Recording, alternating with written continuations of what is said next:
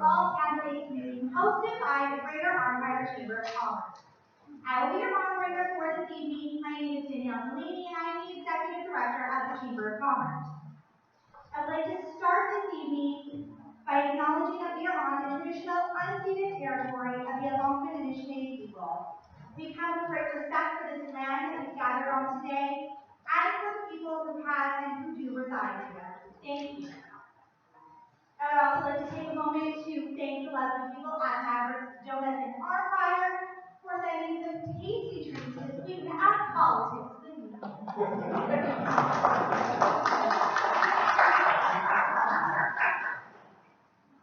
The Chamber had many questions that have been submitted virtually. We are going to try to get through as many of those as possible this evening.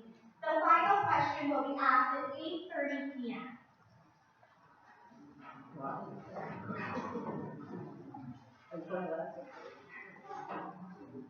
Each of our candidates will have 2 minutes to make their opening remarks. They will be given 1 minute to make a closing remark, and each question they will have 1 minute to answer. I will ask each candidate to respond to the same question, and our timekeeper will notify them when they have 15 seconds left and when time is up. Candidates going first to last will change with each question. A friendly reminder, everyone is to be respectful. There will be no insulting or offensive language. Please come in.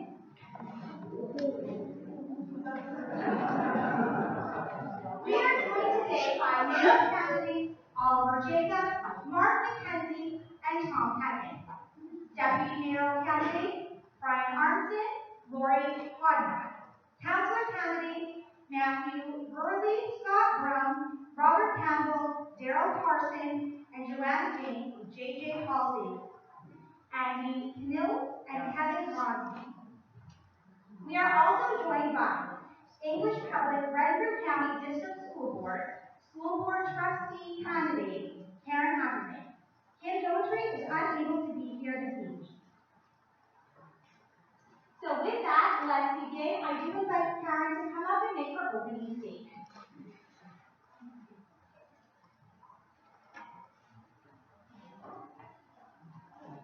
Good evening. My name is Karen Haverman, and I'm running to be the Renfrew County District School Board Trustee for Mount McNab, Braeside. 30 years ago, I came to Berkstown with my husband and 3 young children. We raised our children, ran a small business, and worked on our farm. At the same time, I earned degrees from Harvard University and Queen's University, and as the children grew older, I fulfilled my lifelong dream of becoming a teacher. I attended the University of Ottawa and completed my Bachelor of Education with additional qualifications in French as a second language, special education, and primary division. I taught core French at McNab and then H.S. Charbonneau until I retired in 2017. I'm a mother of 3 and a grandmother of 3. I have been a stay-at-home mom, an entrepreneur, an administrator, a farmer, and a teacher. I have experienced education from the perspectives of a student, a parent, and a teacher. I speak 3 languages. I love to read. I'm a lifelong learner and have a passion for both learning and teaching. If elected, my goals and priorities are: I will be a voice and an advocate for the students, the teachers, the staff, and the community as a whole. I will listen to their concerns, needs, and priorities, and ensure they are being considered. I will focus on student achievement and well-being. I believe that every student can succeed in their own way, and schools have a responsibility to give all students a sense of accomplishment. I want all students and their families to have a sense of safety, security, and belonging. I believe in equity and inclusion. They promote respect for and acceptance of people and people's differences. I'm committed to do my part to help every learner develop as a whole person, fulfill their potential, and to help shape the future built on the well-being of individuals, communities, and the planet. If you have any questions, please email me. My email address is on the township's website. And thank you for coming and listening tonight.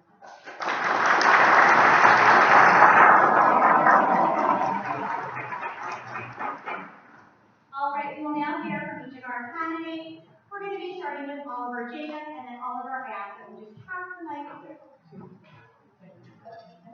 As many of you know, my name is Oliver Dixon. I'm one of your current counselors starting since 2018 when I was first elected back then at the age of 20, now at the age of 24. It's my pleasure to be one of your candidates for mayor. Over the last 4 years, there have been a lot of topics that I've worked on and championed in our community. Really, the two that are closest to my heart in particular are poverty and homelessness, where I've worked with our Greater Ironfire Community Council on Poverty and Homelessness over the last 3 years, well, 2 years since we started, on looking at affordable housing solutions that work across the Greater Ironfire community, and particularly in a rural community like the town of Braeside.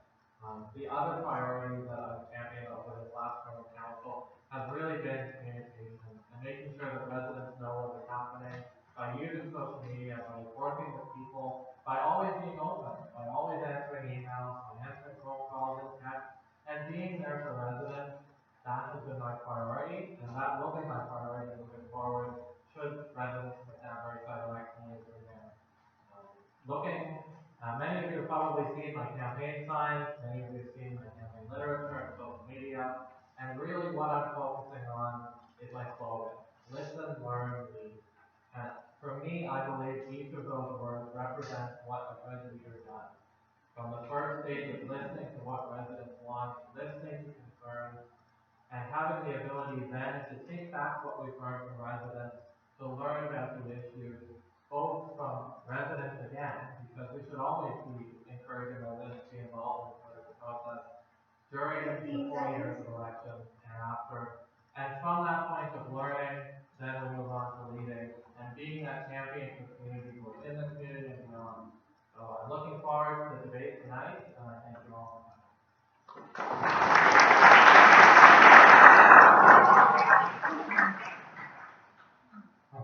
I'm Mark McNab. So this is one of the most important elections in the history of McNab, Braeside, and McNab Braeside. This election is mostly about what the meaning of proper governance in the township is. What I've been hearing from many residents on the street and at the door is that they don't really know what's going on and it's difficult to find out. The proposed waste processing plant, whatever you want to call it, is a glaring example of this improper governance. It was sole sourced to one company, which is in direct contravention of our own procurement bylaw, which says that projects even smaller must go through a proper tender process. A memorandum of understanding was signed with Sustain without council approval, at council meeting anyway, and thus was completely out of the public eye. I'm not sure what was going on behind the scenes. We have not had a committee structure for the last 8 years, as does every other municipality. I will implement a robust committee structure that includes councillors, learned and interested members of the public, and covers all policy areas and departments. With staff support, we can dive deep into the issues that we are facing and that we will face. Forward thinking and planning has been sparse. It's time to change how this council is operating from reactive to proactive. I bring with me the position of mayor, previous council experience, over 40 years of small business experience where you have to really watch your pennies, but when you have pennies. Kathy and I raised a family here at Braeside. I've always went to the school and to ADHS. I understand how hard it is to produce food, having 15 seconds. vegetable market, garden, on and on over the last 20 years. So I do look forward to your questions this evening, and thanks again to the GACC for holding this event.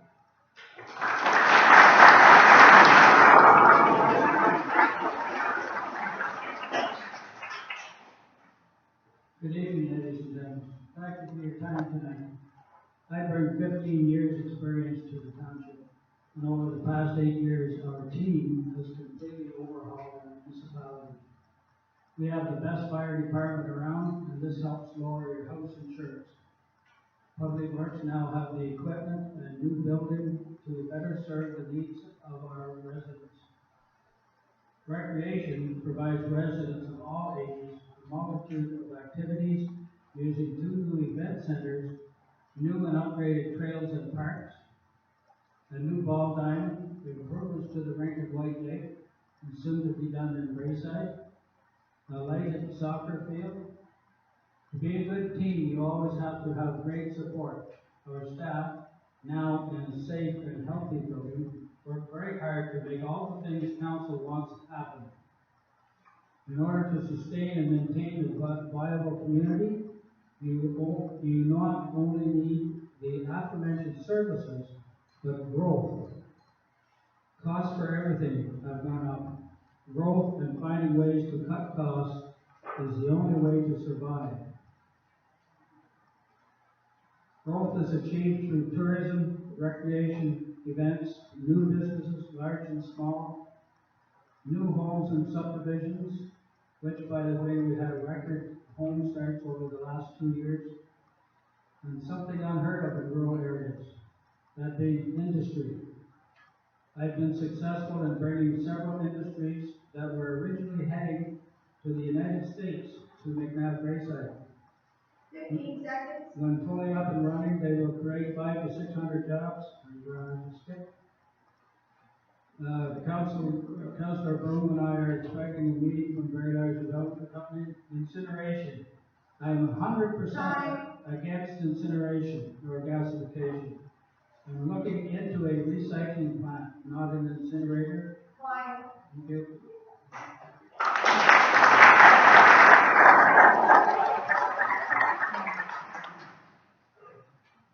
Hi, I'm Lori Hogmont, and I'm running for deputy mayor. I'm a 20-year resident here in McNab Braeside. I'm a wife, I'm a mom of 5 girls, and grandmother of a fabulous granddaughter. My background is I'm a farmer. I have extensive business background. I come from a big business family. I understand the intricacies of big business, and McNab Braeside is a big business. I'm a numbers person, and I'm a details person. I'm like a business candidate. I'm the former owner of a large excavation company in Ottawa. I'm also a professional photographer. I've now been retired for 5 years from the business world, and I'm available to do this job. The positions I have held, I was chair of Economic Development Committee, president of the Ontario Highland Cattle Association, vice president of Empire Agricultural Society. I was an elected trustee on 3 bankruptcy oversight committees representing the trade creditors, and we got their money. I know the playing field of development. I'm a proven community advocate. I co-founded the Safe Claybank Park, and I'm not afraid to stand up and be heard. Those of you who know me know that. I believe in open, transparent governance. No more back channel deals.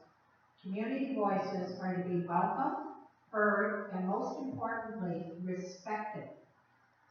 I will work for you. I like being part of a team. The number one thing I see is bring back the committees. We need community voices at the table. We don't know all the answers. We need help. That's pretty much it. I would like to work hard for you people, and I have the tools and the skills to do it.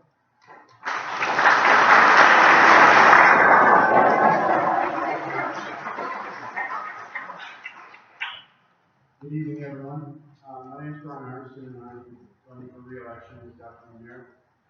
First of all, I'd like to congratulate all the people up here that put their names forward to run for council. It's a huge endeavor, to be quite honest, and something that I'm proud of having done for the last 8 years is serving this community. The last 8 years, when I first started here on this stage 8 years ago, we had a huge task in front of us to replenish and replace a significant amount of infrastructure in this community. Our roads were in horrible shape, our trucks were falling apart, our facilities, our buildings were unoccupied. And over the last 8 years, we've taken the steps necessary to change all of that. There's more to do. That's why I would like to run again for council. One of the things that I would like to do, though, is I'd like to take the opportunity to say a few words about a party member of our council. Heather Lang has been an advocate for this community. The amount of work that she's put into our parks and our trails and our beaches is just beyond words. So congratulations to Heather. Thank you very much for 2 terms on council. and you should be commended.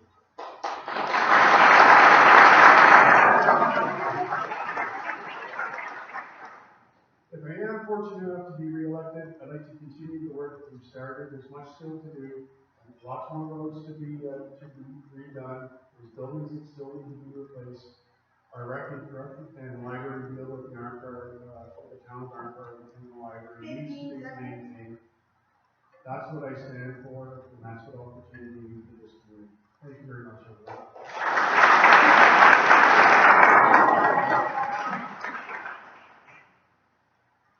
Good evening, ladies and gentlemen. I appreciate seeing so many people take the time out of their busy schedules to come and be part of this important process. My name is Scott Broom, and for those of you who don't know me, I've been married 27 years to a lovely wife, Betty, and I have 3 grown children. They said to say amazing, but I'll say children. I've served 8 years on council. Just a little bit of background, I've coached 32 years. All across the Ottawa Valley, from house league hockey to competitive provincial football. I still coach APHS as part of the junior program. I was an active member on the fair board as well in the VP role whenever I decided to step down and run for municipal office in 2014. Being active and serving in my community is very important to me. I'm proud to say I was asked to be the township representative on the Business Human Recruitment Committee, ensuring that we have enough doctors in our area and that our residents have family physicians is something I'm passionate about. It's been rewarding these years, moving the township forward, building new accessible township buildings, continuing to improve roads and infrastructure. Very pleased that we were able to bring industry into the community on the upwards of 500 to 600 jobs at the onset. 15 seconds. In closing, if re-elected, I want to see the semi-annual Saturday morning breakfast put on by council reinstated that was taken away from us due to COVID. And I will continue to be your voice on council.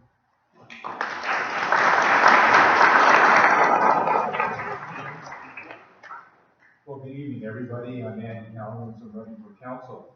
And people sometimes ask me, why are you running for council? And my answer is because I can. That seems a little flippant, but my parents came to this country after the Second World War as displaced persons. And they instilled in me that you vote, you participate, you volunteer, because if you do not do that, one day what you take for granted will not be there. So in 2002, my employer relocated me to this area, and my wife Anne and I went shopping for homes. We saw a lot of okay spots, and then we suddenly came to a spot that took us about 2 seconds to decide that we were home. It was the place we wanted to be, and it was here in the township of McNab, Braeside. I took my dad's advice and started volunteering in the township. I've done crazy stuff like the tartan run and the tour de routine, and more sensible things like planting trees and literally building fences. I learned that properly motivated people can accomplish a great deal with very little, and I'm now wanting to bring these skills to the council table. There's a lot going on in the township. There's a proposal to build a dialysis plant on the current landfill. I'm opposed to that. Claybank is turned thanks to heading from a scruffy field into the Claybank Park for natural learning. That requires nurturing. I'm for that. But there are so many other things that need to be worked on. The environment, recreation, active transportation, health, active inclusion, and most important of all, affordability. All these things are interlocking blocks that tie in together. If you provide opportunities for active transportation, you provide affordability because you spend less money on gas, you're not contaminating the environment with hydrocarbons, and you are doing recreation. So it's not that simple, but I hope you get the idea. There's no need to make McNab Braeside great again, because it really is great. But I want to make it more great. My wife says that's ungrammatical. I say, so what? That's why I'm asking you to vote for me on October 24th. Thank you.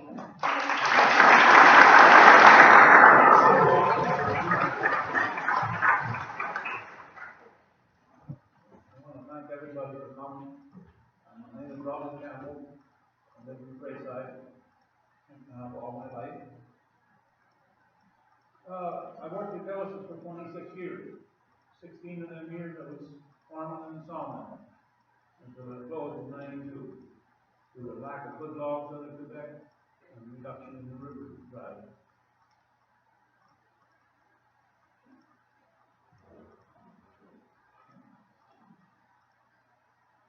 Now, if elected for running the second, running for council, I'd like to improve road maintenance, summer and winter.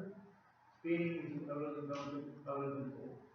Cost of police is only well over $1 million, but it used to be around 300,000. So there's absolutely no police. Not that you can see anything.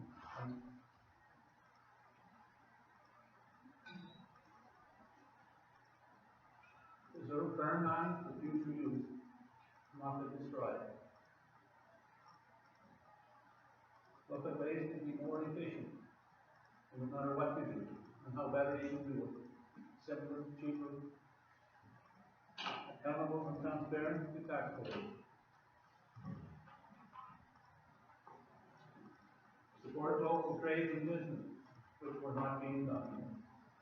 They have all these offices, garages with outside help, contracts. There's no reason not to use local contracts. Gerald Malone built the Grat Salt Shed. Gay Ferry built the fire shed in Braeside, and they're still 15 seconds. Just 100%. But they don't want them local people.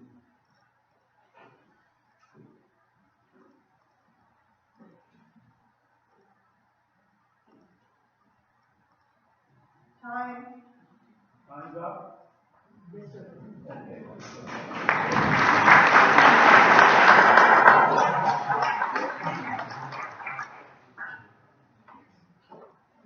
Good evening, friends and neighbors. My name is Joanna Davis, but you can call me JJ just to clarify that. I decided to run for council to be your local advocate in the fight against climate change, to bring mitigation and adaptation strategies to local governance, but I wasn't winning. At the start of this year, I began organizing and meeting like-minded people in an effort to share ideas for the way to improve our little slice of the world. I also petitioned the town of Armstrong to implement a climate action plan, and whether I'm elected or not, I will be petitioning McNab Braeside to do the same. The most common response I experienced when I mentioned climate change is for people to glaze over and shut down and get overwhelmed. People don't know what one person can do. I'm running for council because the onus is not on the individual alone to change their behavior. Climate change is everyone's fight, including and especially the local municipalities. I think about garbage all the time. I think about the lifespan of products that I bring into my home, the garbage I produce having a young family, and I lament its inevitable resting place in our landfill. The health of our landfill and finding a solution to waste that is innovative, transparent, and most importantly, well-researched is what I want to bring to council. The solution to waste is not a single source company. I want the public to know all the options. After the proposed sustained project is rejected, I would pursue implementing a municipal composting program to divert waste while the council looks for an alternative solution. We know that the climate is changing, and that will have many obstacles. We have known that for decades. But I know that people here in our township are resilient, and we will adapt, but we need a plan now. We need leadership to ensure that our township can thrive for us now, and more importantly, thrive in the future and for our children. Thank you so much.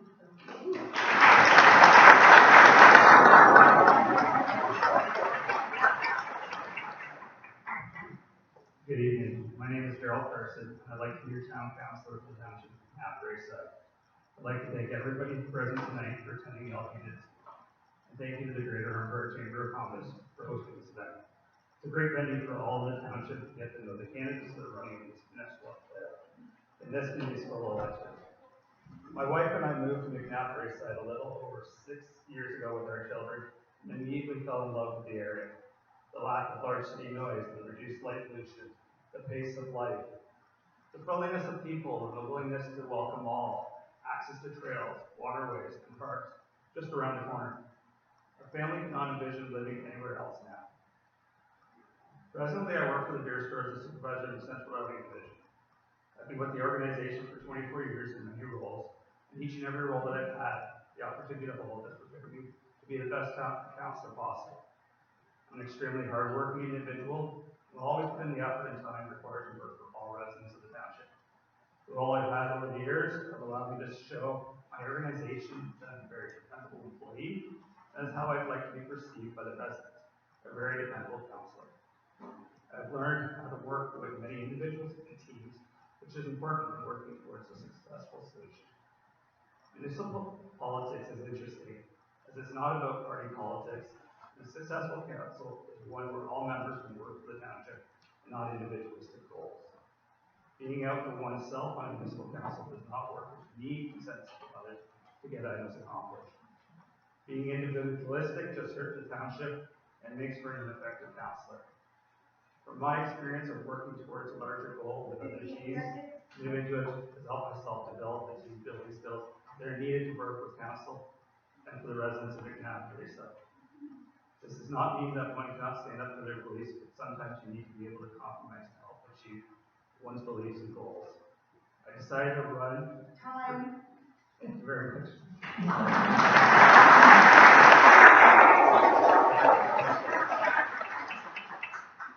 Good evening, everyone. I'm Matthew Burley, my counselor. So, at age 18, I hate to say 30 years ago, I was hell-bent on leaving this place, much like a lot of you are. And I bounced around for 10 years, and then all of a sudden decided that it was time to open up a small business. I looked all over Ontario, and I decided on coming back here. And it wasn't just a regular small business. It was a fine dining restaurant in the middle of nowhere. So I'm not averse to challenges. The restaurant actually did quite well. We survived 11 years, ups and downs, and I then moved on because I also had a family. And all these things have led me to the next step, which is now running my family farm.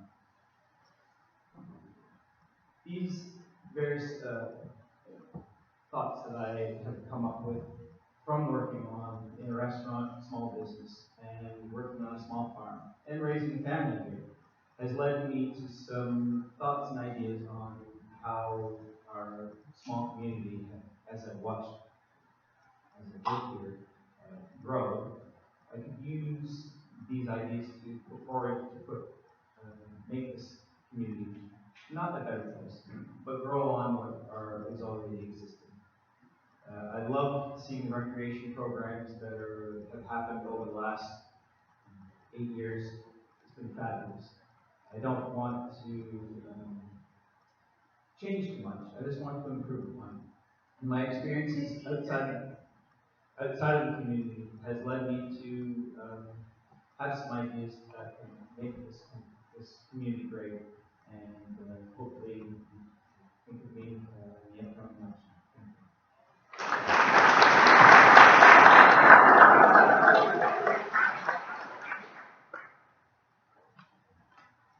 Ladies and gentlemen, and fellow residents of McNab Braeside, I want to thank you for the opportunity to speak to you tonight. I see a lot of familiar faces up there, and for those who do not know me, my name is Kevin Rosine, and I'm running for council.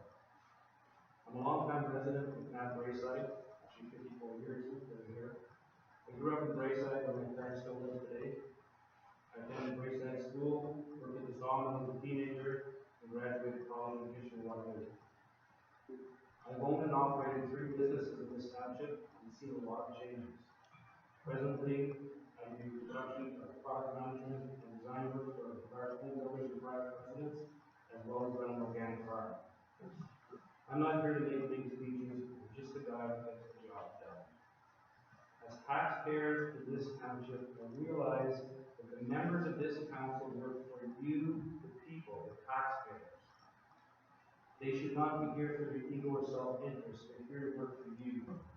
We need economic stability, growth, and environmental control. We have a green township and we need to keep it green. So as my name is on the election ballot, I ask you, What do you want to see happen? What changes do you want to see necessary? I will be your voice of the council here. Call me, text me, email me, or just drop by and see me in person. I'm here to listen and work for you. Thank you.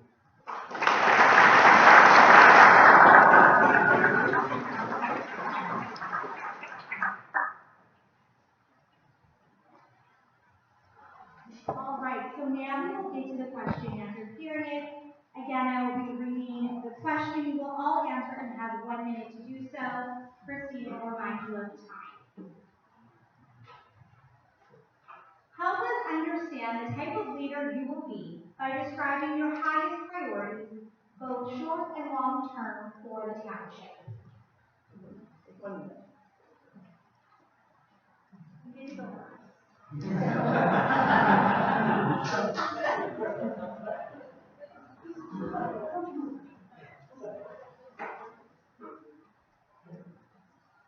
And then we're going to pass it on down from there, but as soon as you start talking, she'll start the time. Can you hear it one more time? Oh, of course.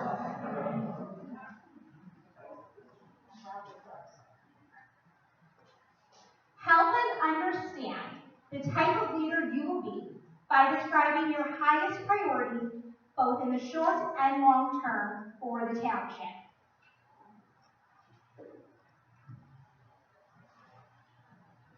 Well, as a leader, I've been 8 years being able to work as a team with the existing council.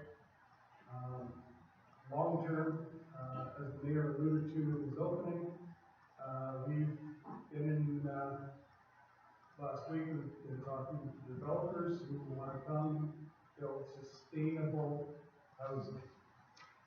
And it's something that it's obviously a long term.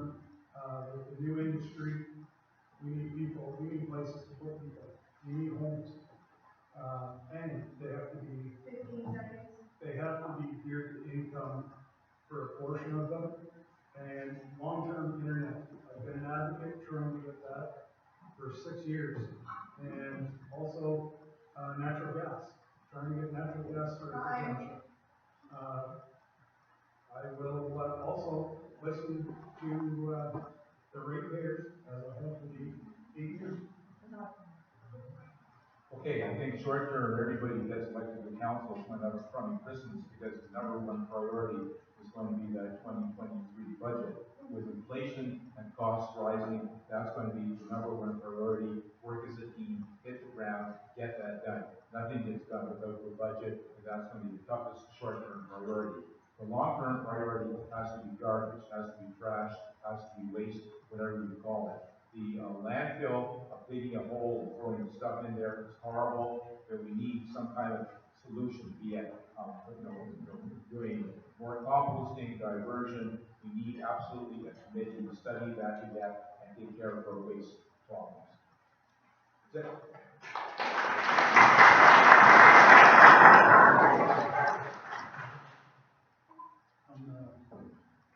Guarantees alone, plastics, eliminate the plastics. Oh, okay, sorry. On the plastics, bottles, cans, cans as well, so plastic bottles and lobby the government, and there is the federal government, like they did in the States.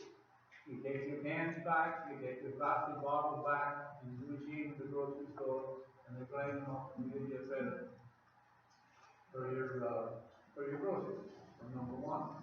The beer store up here has been doing that for years. They take all the bottles, I guess they take some of the cans, I don't drink, so the cans are stops, they take some wine bottles. They recycle them on their own, with no cost of that. 15 seconds. Other than Quebec did the same thing with pop cans, which charges 5 cents for every can you buy at the store, you take it back and you get your 5 cents back. So they're not going to the dumps.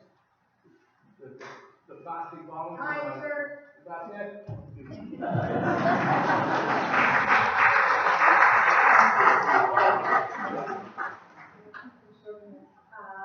Okay, go.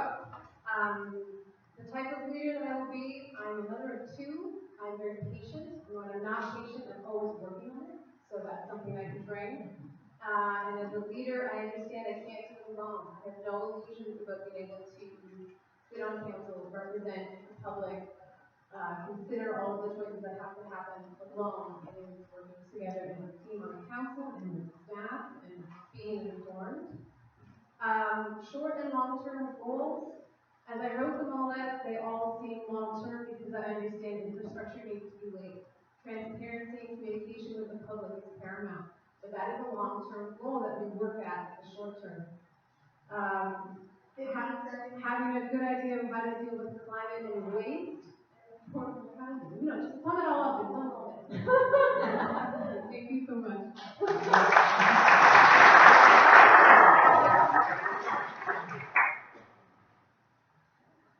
Even though you want to lead, you still need to have to work with everybody. So I'd like to be a team builder type of leader.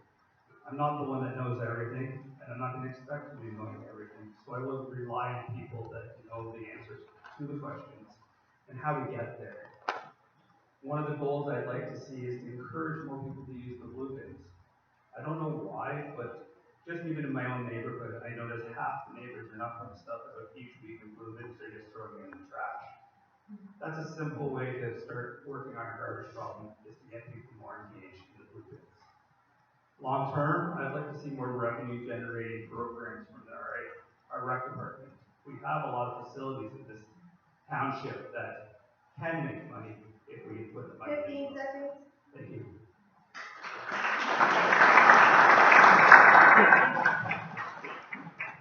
So, much like other people, I feel listening to the community as a whole is probably paramount to what my top goal would be. Next would be waste management. As many of us have seen, waste is something that all communities make, but various ways that we deal with it are out there and we don't use them. Support small business. I was a small business owner. I feel this township could support small business a little bit better, maybe some more promotion for them. Build on the recreation. The recreation, as I said before, was great, but we could always improve. And lastly, because I am a farmer, but not just for my own self-interest, promote more farmers and growers within the community. This is a farming community and definitely could have more promotion in that regard.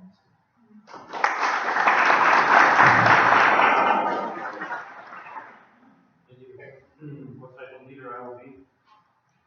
Well, I can certainly bring organizational skill, project management, honesty, hard work, and patience to the job. Certainly we need landfill solution, a waste management program that's going to do the long term. We need residential and business growth for a stable tax base.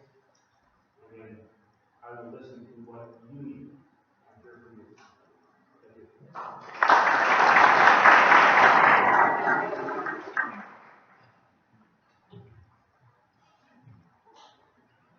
So for me, for those of you who already know me, you know what my leadership style is. I'm very much a listener. That is the most important thing for me, is listening to folks. To learn what their issues are and then to put those issues and find solutions for those issues. I'm also a hands-on collaborative leader. As mayor, our mayor is the head of council. A group of 5 individuals that have to work together over an entire council term, where everyone has different priorities, that we've already seen tonight. Everyone in the state has their own priorities. For short term, leading council through orientation, working on the budget, doing a strategic planning exercise to get council staff and the public involved in what our priorities are for the next 4 years. And then on the long-term side, we need to work on sustainability, both from a financial sense with great long-term planning on roads and buildings and equipment, while also focusing on sustainable waste management and finding solutions that don't generate time.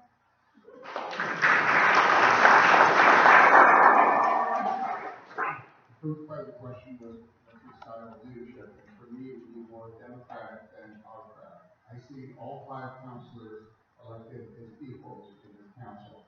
So with the committee structure, each of the councilors would be expected to be chairs of certain committees. And that has been absent over the last 8 years. And again, it's how all other municipalities run. So, all five councillors are connected to the community. I would like to see some town halls in the first year to present the budget, talk about development, and get people up to speed on a lot of things that they don't know about right now. The other short-term goal would be to get taxes under control. We seem to do it backwards. We get a number at the end of the year, and we find out what we're going to cut and feed. We need to, at the beginning of the year, come up with a number, the tax increase we'd like to stick to, and work backwards from there. The other short-term goal is to stop the waste incineration plant.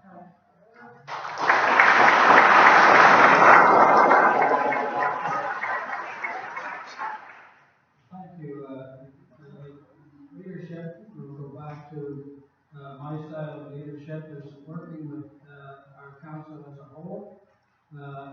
We have councillors on committees now or associations. The reason we don't have councillors joining these committees, but I respect the opinion of those that are already on the committees, that are residents of our township. And I want them to bring the ideas and stuff to the council. So I don't believe that we need councillors on that. In the long run, I'll continue to do what I have been doing. We have housing, we have development, we have industry. We've done more road paving and repairs than ever before, more in recreation, more in everything. We've turned this township around. And as everybody likes to say, we are certainly on that. Thank you. Hi.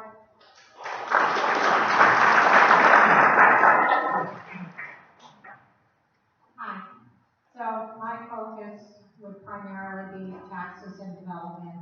They go hand in hand. In the last 8 years, our property taxes, residential, have gone up 13%. If you're on a farm, it's gone up 42%. This has to stop. We have to find new revenue. We have to find a way to halt this upward curve. We can't afford it. We need to encourage growth, not hinder it. We have to work with the developers and find ways for them to move into building smart communities, using ground source heat, solar. This is the age of electrification.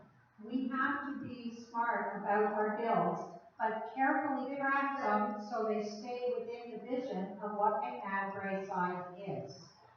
That would be my big focus, and as a deputy mayor, they chair the planning committee. That would be something that would be right up my alley.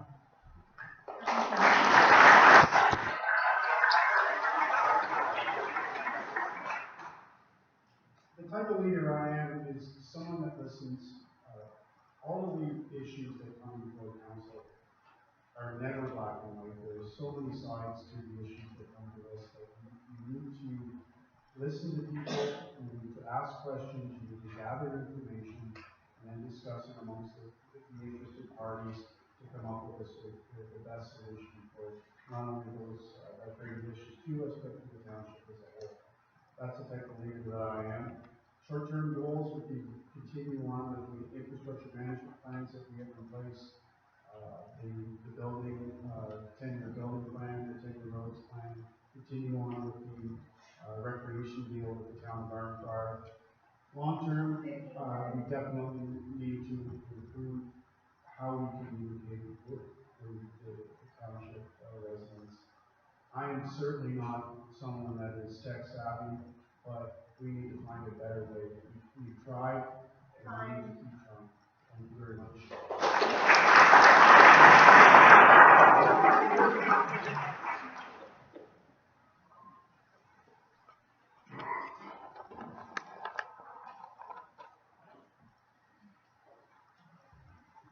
How will you handle transparency or lack of with the residents of McNab Braeside?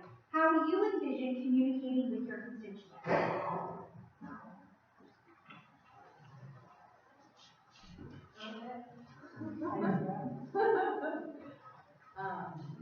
So how do I envision transparency and communicating with the exact?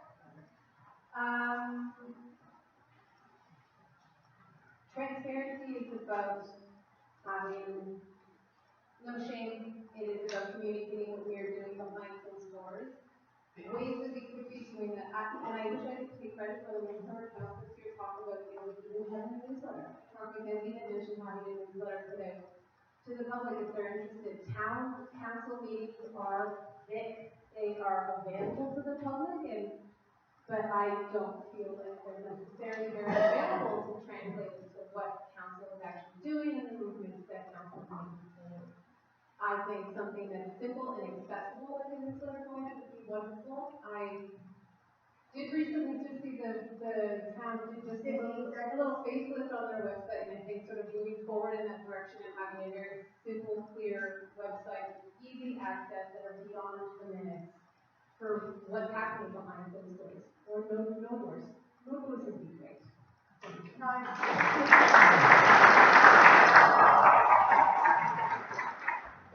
How do we handle transparency? You be open and honest with everybody. Yes, there are times you'll have to keep stuff in your chest, but at other times you need to be sharing that information with the community. The information that gets provided out right now is being done well electronically, but we're not doing well for people that do not have access to internet or they're just not tech savvy. So we need to find ways, like JJ said, a newsletter or a communication bulletin each month, or something that can be posted up in the communities at a station so that people can see it. In White Lake, we have a community mailbox, we can post stuff there. We just need to find ways to be available and sharing the information with all, not just online.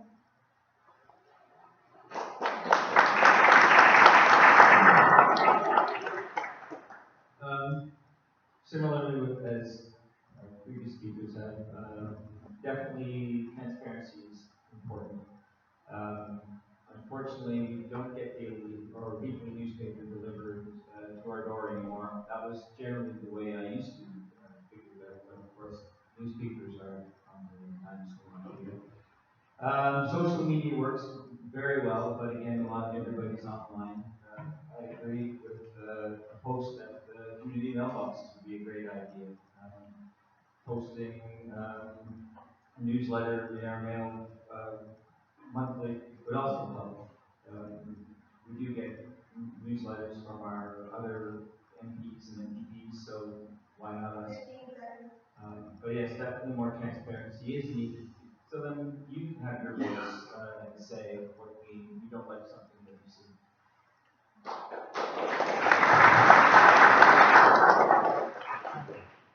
We also have some of the theme here, pretty transparency, that's in good communication, open and honest conversations.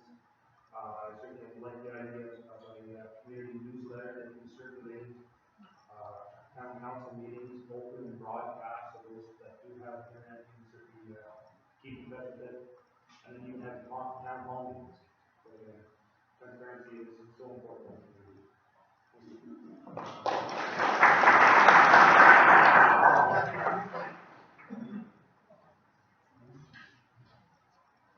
For me, this is an issue that I've talked about. Many of you will remember talking about it back in 2018. Many of our candidates, both sitting councilors and those of our elected, talked about it too. Communication is always something where we can do better. It's something where we can grow as a community. Even just in the last 4 years, we've seen a significant increase in our use of social media, our use of the website, making sure that we update the website well. And also another thing is live streaming council meetings. That's something that we've done this last term because certain members of council like myself have pushed for it, and because staff have done such a great job of executing. But really looking long term, what we need to do is, like the others have said, we need to look at those avenues we already have to get residents, like tax bills, so we don't have to spend more money to send an extra flyer or an extra newsletter in the mail. We can include that with the tax bill, save that money, but also get that information out to the community.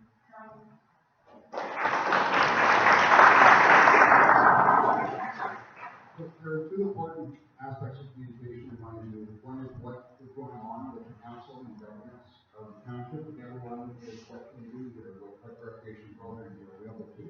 I'm going to sound like a broken record here, but it comes down to having the proper committee structure. In doing research for my run for mayor, I checked the committee minutes that are on the website, and there are no committee minutes posted for any committee in the last 4 years. So what you've got to do is you've got to sort through the various minutes of the council to try to find out information if they're looking for something specific.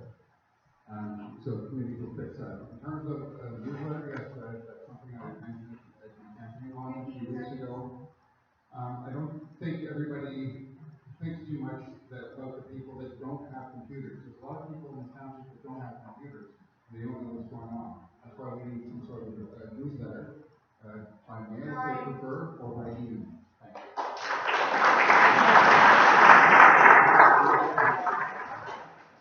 Thank you for all the points. I agree with more up-to-date website being changed more frequently. During COVID, there was no town hall meetings. We had them the years before that. However, there was meetings virtually. And just recently, we installed a video system where all the council meetings are now able to watch on YouTube. That doesn't help all the people without computers and that, but all council meetings are open to the public, and they're also open to reporters. And if they don't choose to come and write about the information that's going on in the council meetings, I'm sorry, I can't help that.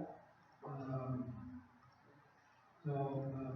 guess, there needs, in my opinion, needs to be more activity from our thank you.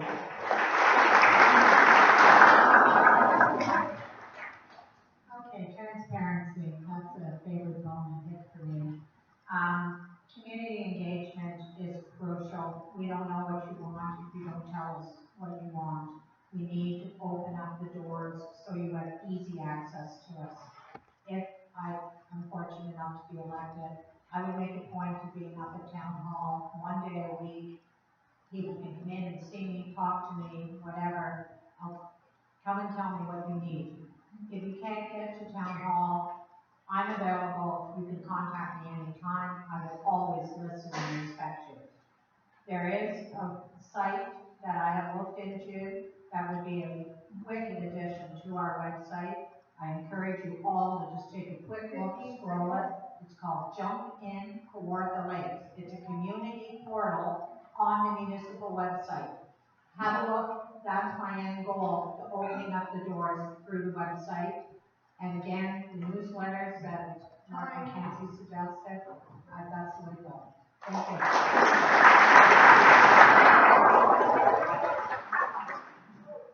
Transparency to me starts with open, honest, concise, and clear information and the transfer thereof to each players. We often get approached by people with issues in this community. That's our job as members of council, is to listen. It's very easy to have a conversation with someone when the answer is yes, I can help you.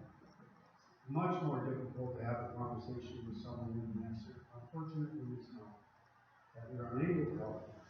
But that's where you need to be clear, concise, and transparent with them so that you can explain why. And I've noticed that if you do that, if you're able to have an open, honest conversation with people and explain why you cannot help them, more often than not, we walk away mutual friends. Maybe not 100% in agreement, but at least they understand the reason why. And that's what transparency is to me. Honesty and integrity.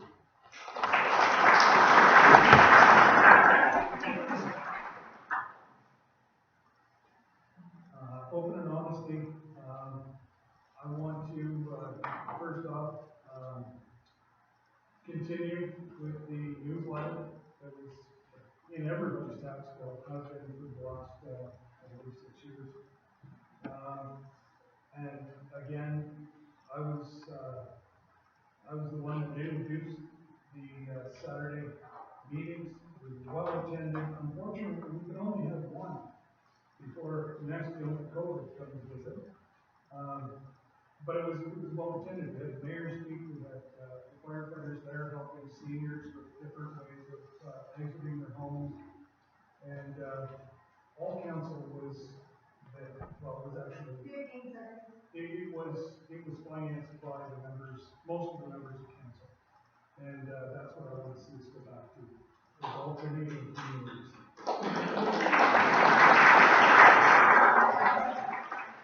Well, I think the one thing that is sad is the decline of newspapers. You know, it's not the fault of newspapers. People simply don't like to get their information that way.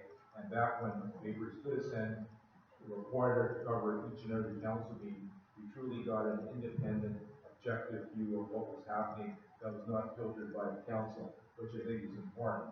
And again, that's an unfortunate thing that's not around anymore. So there are so many good ideas that came up here. The newsletter, having the Saturday mornings, as Scott just spoke about, and passing information on. And I think people like community, people like forums. Look at all the people here. And I think if you had a monthly or bi-monthly meeting and a forum where people could come in and truly discuss issues and talk, you would accomplish a lot. Thanks.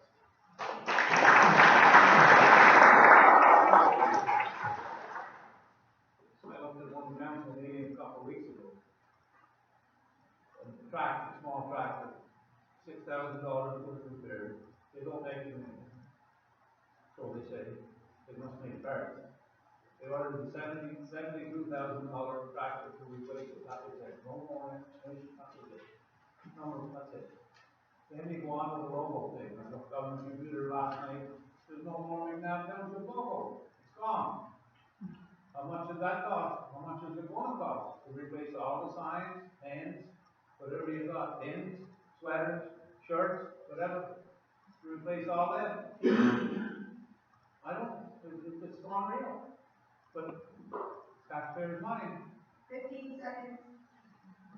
I don't, and then, there's something written down here, I can't see.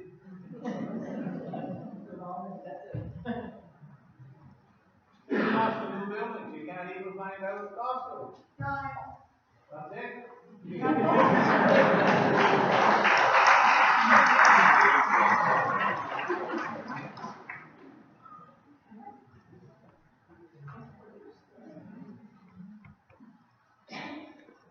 How will you work to increase tourism and bring new residents to the township?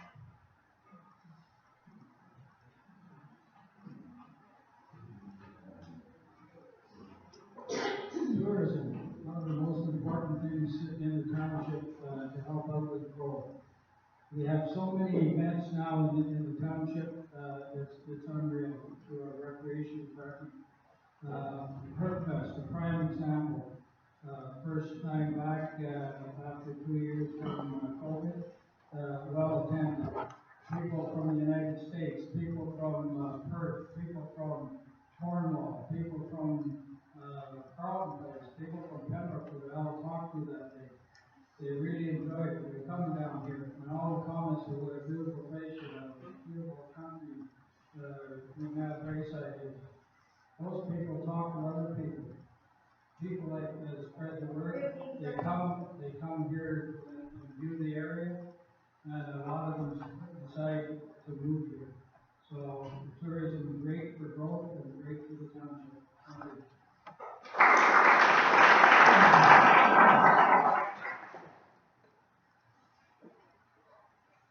I believe that our recreation department has done a fabulous job over the last couple of years watching it explode. The problem is we are the best kept secret, this area. Nobody knows about us. We need to market our McNab Braeside to the city people, to the outlying areas, so they come for our tourism. And they come and enjoy our amenities, and they spend the money, because we need it. Sending the message that we are open for business is a marketing plan. We need an economic development committee, we need a marketing know-how on that, who can put together brochures, things like that, that can be placed downtown Ottawa in tourist areas that will draw them out. We need to let people know we are here. Thank you.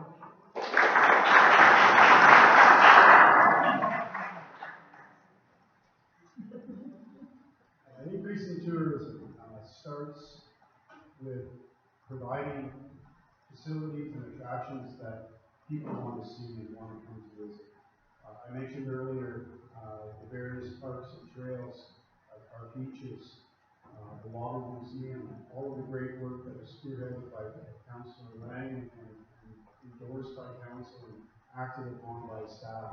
That's what brings people to our community. How do we attract residents? We introduce them to the attractions that we have, but we also provide ideas or things like the library recreation field. We cannot build facilities here for those services, so we need to purchase the service from the town of Arcot. That's what we've done. That's how we continue to see growth explode in this community, and I think that's the best way to move forward.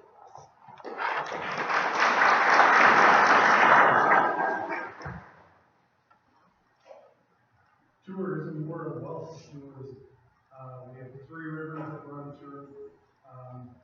People are on the Ottawa River from all over. The Herb Fest. I talk to people from Pennsylvania, Oklahoma. I believe there was one person from California that just happened to be driving by while the museum at that time and told him to talk to us.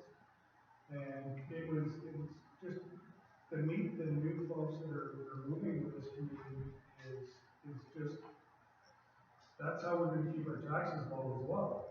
Introducing a mix of more tourism. We have a provincial quality ball field just down the street. And our new buildings, they were full 7 days a week until you know what happened. And now they're starting to fill up again. And I'll just keep doing what we were doing, and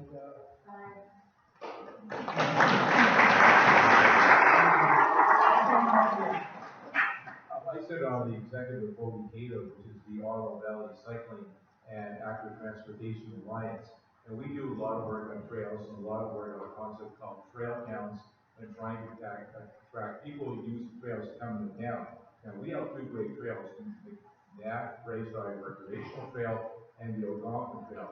And if you're cycling along these trails and you want to know which direction to go for a restaurant or to go somewhere else, you have no idea.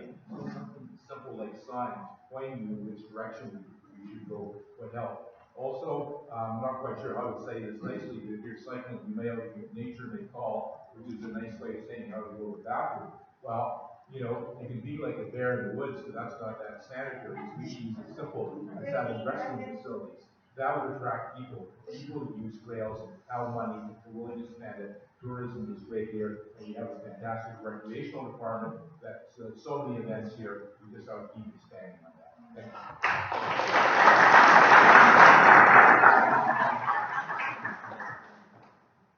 when I first got elected to council, I was up to the White Lake Museum. It's really nice.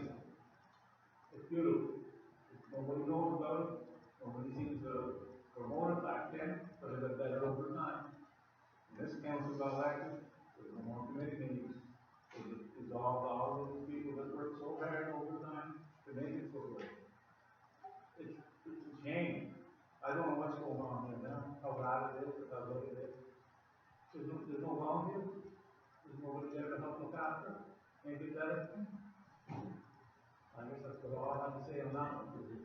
Burns down east is nice, Braeside is another one.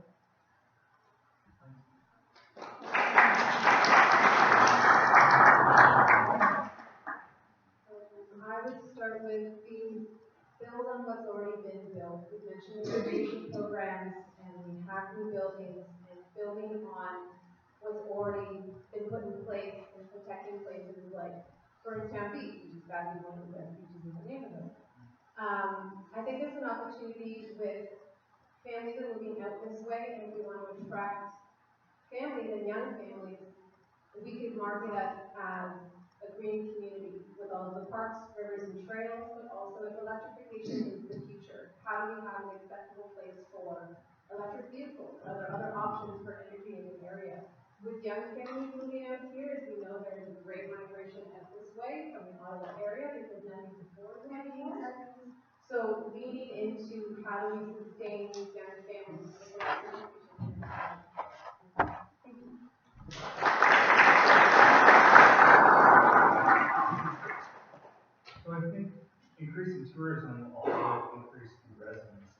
wanting to come here, go hand in hand. So we need to look at how we can promote in other communities like Ottawa that we are out here. We have the great parks, we have the great waterways, we have trails. I'll be honest, I didn't know about Playbank until I talked to Heather.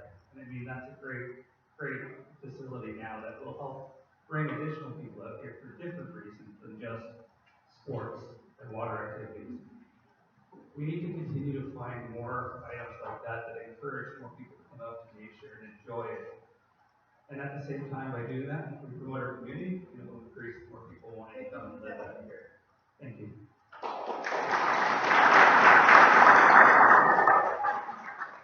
So tourism is right up my alley. I spent most of my career in the hospitality industry. So I would look at, start off promoting agritourism. There's some great farms. McGregor's is a great one. Their apple orchard is a fantastic one. Also, the bandstand at Wild Cottage, a great spot to promote local music and get people in the community in White Lake and Braeside, of course, we have Meat Cafe. Promote small businesses and amenities on the web, on the website. McNab Braeside should promote that a little bit more on their website. Placement map of attractions in various communities. So a big map saying, hey, in Braeside, there are great things here, or White Lake, there are great things here. That would be a great one too. And expand on Playbank. That's a gym all on its own, and it will be for generations to come.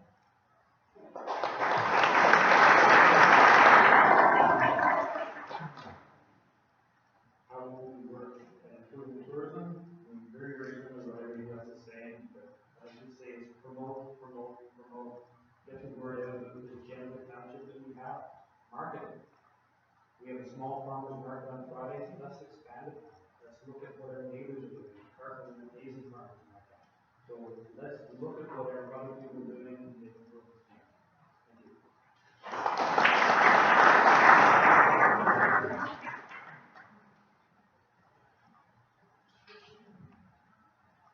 One of our other candidates mentioned our new logo, so I'd just like to touch on that very briefly because it actually segues perfectly into my point.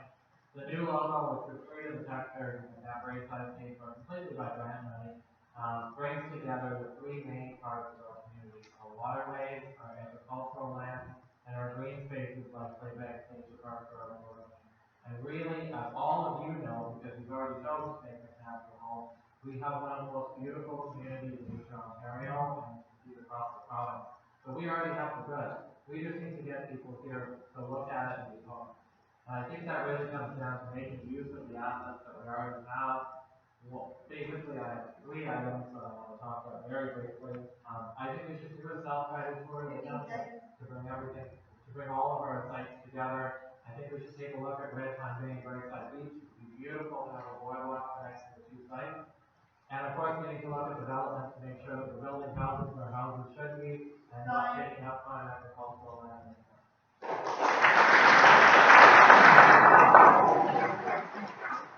Promoting the township is always a challenge.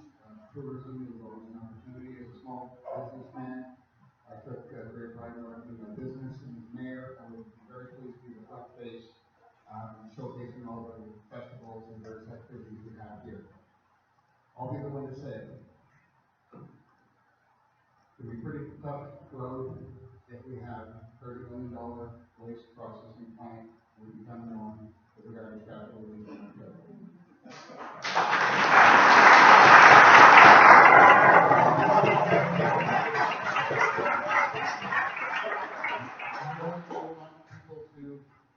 Come here and enjoy a festival. If we want people to move here, that's called house values, which will go down. If any sort of waste processing plant, you can call it whatever you want. It's all matter. It changes form, but it doesn't disappear. It eventually leaks out in the environment. When that gets around, it's going to be tough to get people to move.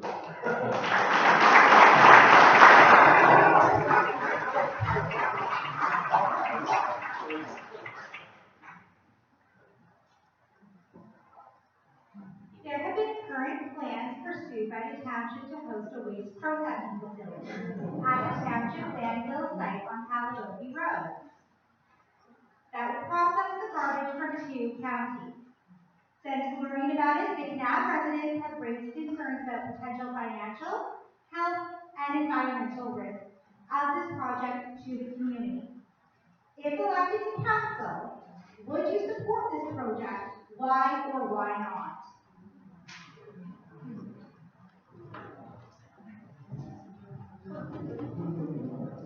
Well, as an organic farmer, it doesn't really sit well with my beliefs. I'm opposed to the waste facility as it stands right now.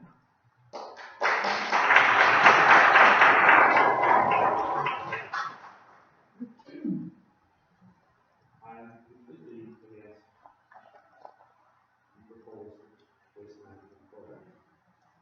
I've got some very big environmental concerns, having an organic farm myself. The comment that one person gave me that in Ukraine, the Chernobyl plant is the safest plant in the world until it goes down. So let's not have something like that happen here in Canada.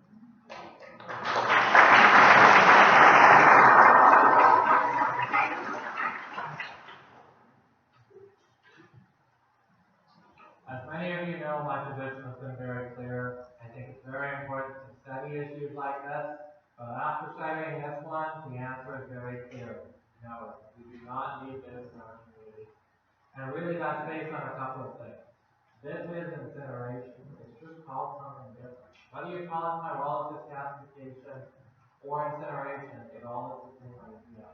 You're not burning the garbage, you're steaming the garbage to break it down into its composite parts. What that does still releases emissions, and that's the concern that many of you have shared over the last few months, and the concern that I looked into from the Nova Scotia Environmental Impact Assessment. We were talking with some of our colleagues in Nova Scotia. There are many municipalities in Nova Scotia that have contracts with this company and never think they're going to be triggered because they don't think this company is going to work. And the company is not growing in Nova Scotia either because of the cost of transportation. Renfrew County's view, Lanark County's view, added together, this is not going to work.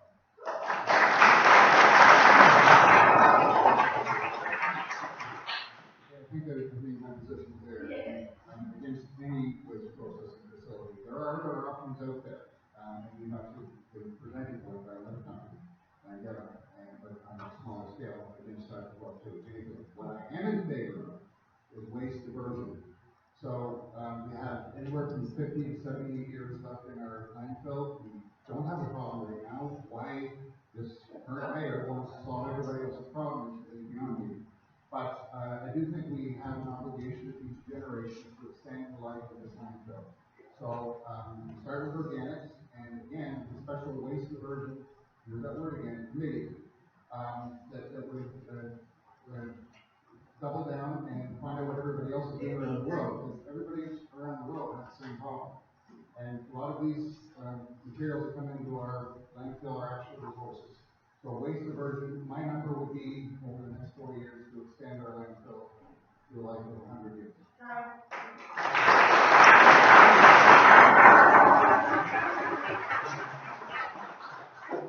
Really quickly, I'm totally against incineration or burning of waste. $30 to $40 million is being invested, is proposed to be invested by the company that I'm looking at. Health of the environment, or waste, or emissions, is practically non-existent.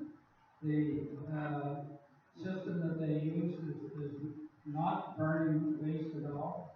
And a building like this has the same type of emissions that this plant I'm looking at will have.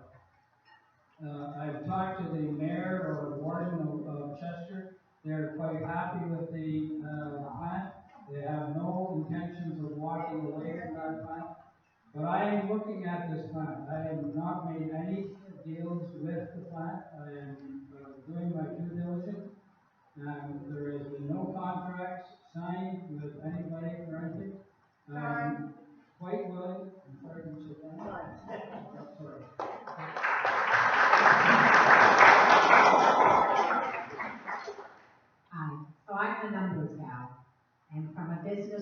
perspective, sustain is not a deal for us. I have had a chartered accountant assist me and do a full financial analysis on the performance of Sustain in Chester, Nova Scotia for the last 2 years. Past performance is the indicator of future performance. It has not worked out for them. They are deep in debt. The town municipality of Chester is teetering on insolvency, and the province is looking at stepping in. They are in the hole millions because Sustain did not deliver and still does not deliver.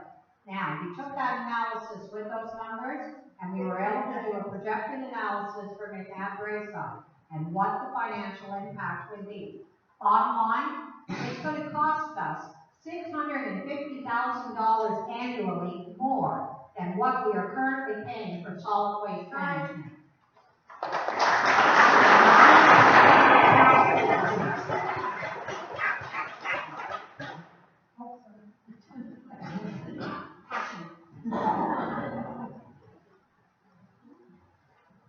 This is probably one of the biggest issues that this township has faced in a very, very long time.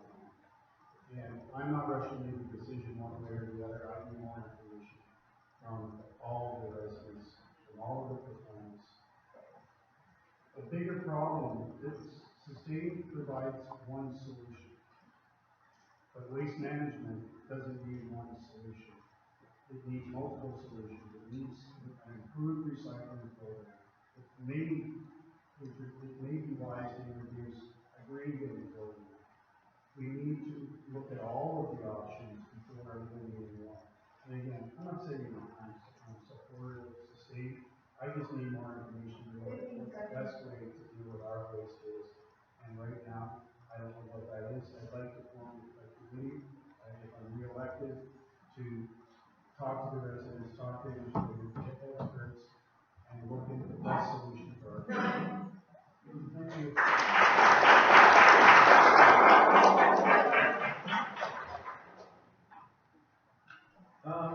Number one, I don't have enough information. But what I do know is 2017, we had 78 years left that are done. 2021, we had 47. Do the math. We're going very quickly. Now, the writing was on the wall of 2015, and the mayor had asked me to set up a ad hoc committee, and we did look at incineration. It didn't take us very long to say no. Burning garbage is nothing that we want to see anywhere near this township. And in 2017, I took that back to council with the recommendation that no, we stopped looking at incineration. So where I stand right now is I don't have enough information. We need more. We need to look at the big picture because this is not a small issue. The province is not giving any more waste.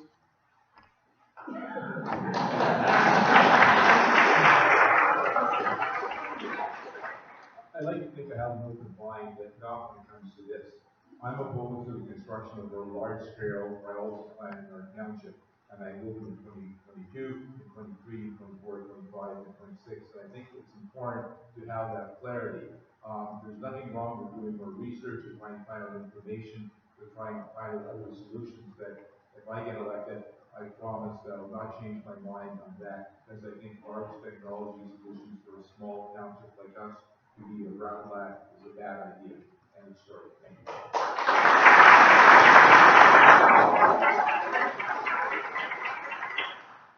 You have to look at what's going in there in the first place. Now, whether roll-off is going in there at what rate, I don't know. It has to be some, I think it's a lot of roll-offs going in there with everything. Nothing short of that. That has to be sorted out over time. It should have been done years ago. No one seemed to want to do it. They just don't roll-offs. Now, a lot of they seem to take all the roll-offs away. A lot of them resorted down there or disposed of it down there. I don't know. It's something that has to be looked at. I know that. But you have to reduce it to what's going in. I figure don't have to. 15 seconds. Short term then it'll keep going.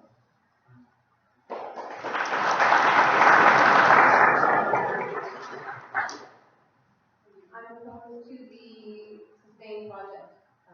Technology is untested, the emissions testing is subpar, our area is too populated, and I don't know the other options. And I think that we all want to know what the other options are. I think that unfortunately it's short-sighted, and long-term solutions like a municipal composting program and a free store at the landfill site, which is already unofficially done at other landfills, and setting up a way to get longer life out of products that we no longer use. So free store and compost. And it is short-sighted because in 2023 there's a federal program for producers of plastic to be responsible for their recycling and destruction. So having a plant for steam different garbage isn't congruent with the long-term movement that the federal government is moving towards for producers to be responsible for their plastics. Thank you.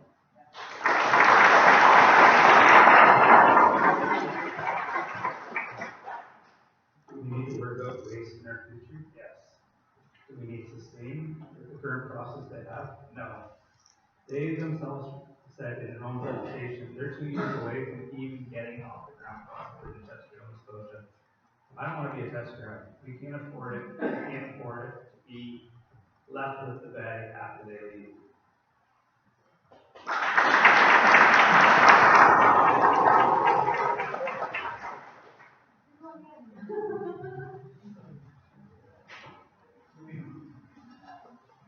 What are your thoughts on current municipal tax rate? And if elected, would you support an increase? Why or why not?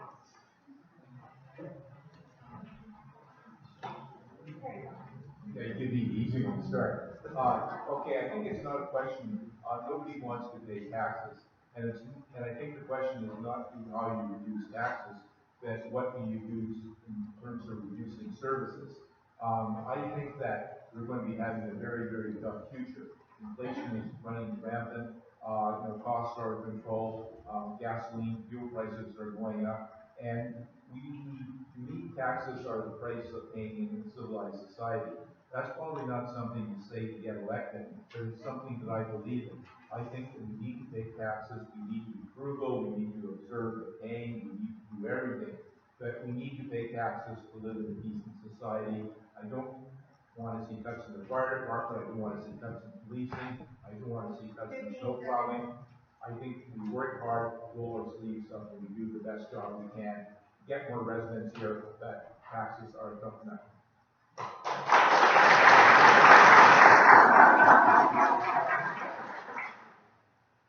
I talked to the mayor quite a while ago, maybe 20 years ago.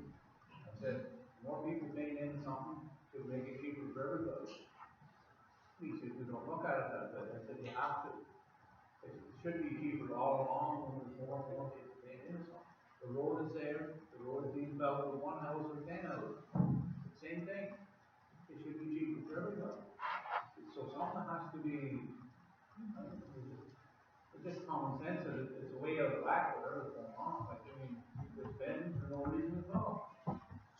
Now, on the trucks, there was one person mentioned about how bad the trucks were when he was back.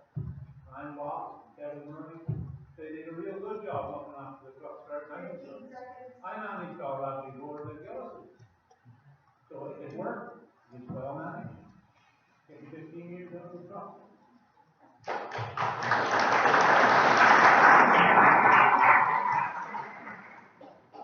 Well, honestly, Andy said it well, no, I'll just second what you say. I think that they're involved in supporting the community, but I also think what needs to be conveyed is the transparency and what's happening with them. I think that's when people can get their feathers ruffled the most, if they are paying taxes and the taxes are going up. And we don't know why, and we don't know what they're going to, and maybe we don't agree with what they're being spent on. I think that this is an area for transparency at the most paramount, so that you guys have taken time out of your day to come here, and you guys put the money that you make into the town. I think it's fair to say why and where it's going to be.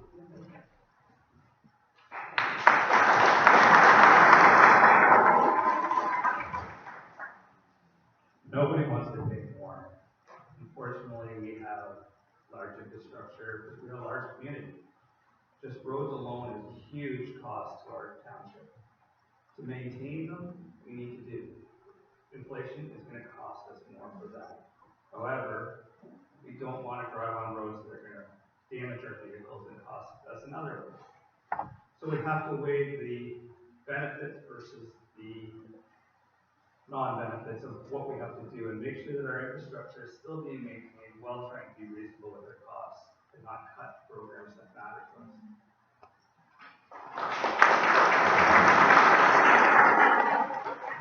Much like my previous three speakers, I agree. If anyone promises you that they will not raise taxes, you can be rest assured that you will lose your services, whether that's your roads, whether that's your garbage collection, whatever it may be. It's an unfortunate reality. Do I think rampant increase in taxes is a good thing? No. But we can always take a look at the books and spend wisely. Spend on the programs that you want and that are important to you, which is what we talked about with clarity from your council. So, yeah, I definitely, much like everybody else here, think taxes are important.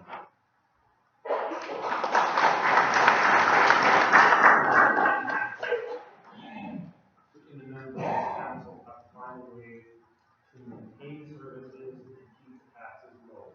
How do we do that? One way is that we can increase our tax base through business and residential development. The last thing we want to do is start cutting out the services that we work so hard to get and maintain. Thank you.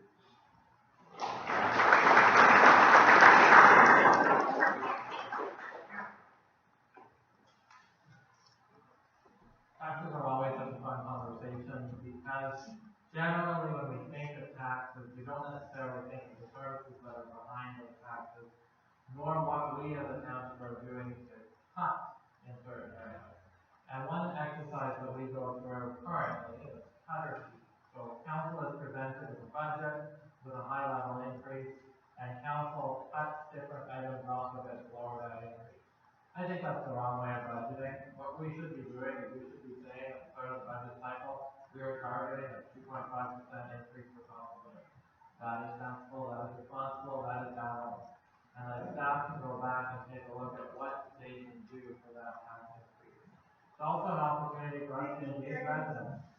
Back in 2020, Councillor Lang and I had a public budget consultation session, and those are certainly things that we should continue doing through this big council, making sure that we balance our priorities, keep our roads in a good state of repair, and make sure the long-term planning is coming out. I'd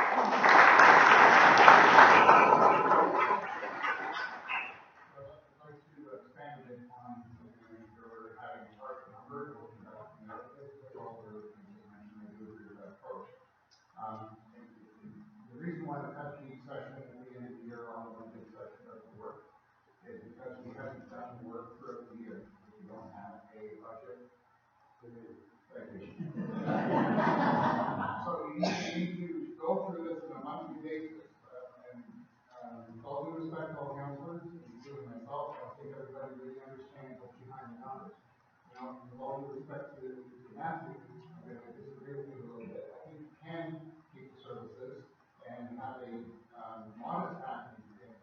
If we do the work throughout the year and find the little inefficiencies that we're missing because we're not doing the work, looking at this on a monthly basis. It shouldn't all be on the backs of staff, the good staff, there's plenty of information, but it takes people that we have in the community that's not to finish.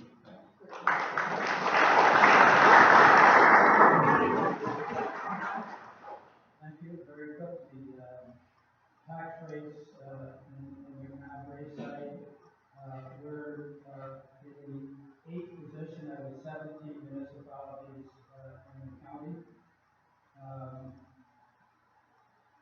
To keep tax rates level, we need growth. And that's what this council has done over the past 8 years. We've brought tremendous growth to industry and housing, and to bring that there, we need to spend money on services. So, we're looking at, each thing that we're doing now, any way that we can do it cheaper or more, not cheaper, but more efficiently with getting the same quality of work. We're doing that. So we're always looking for ways to cut costs, but, just remember, everything has gone up in price, it affects the township, it all goes up in price. There's no way for us to keep,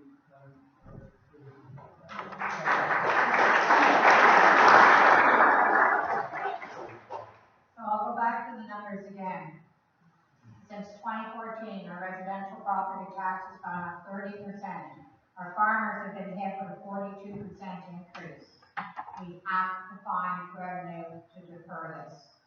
We also have hits coming. It's not good news. The buildings that we have built have been only interest-only payments. The principal amounts on those loans start later in 2022. That would be after this election. We can't find out how much was spent, but I can guarantee you we've got a big hit coming. Nobody will tell us what was spent. We need a budget committee with monthly reviews ahead of the game, not behind the game. If there is inflation, there's nothing we can do. We need to be frugal, we need to be responsible, and we need to spend wisely and cut out the extravagant spending.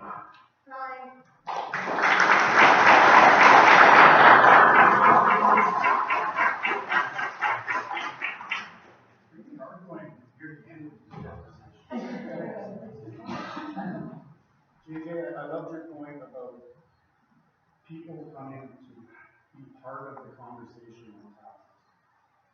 I've been here 8 years. There's one individual that comes to the budget conversation, and that's Mark. He's the only one that ever comes to listen to us. That's the only input. I would love it if our council change the budget. The mayor alluded to the fact that we are currently 8th in the county when it comes to taxation. 8 years ago, we were about 8. So everybody's taxes are going up across the country. I understand the frustration with taxes going up, but the taxes are going up because we're fixing the things that we need to fix.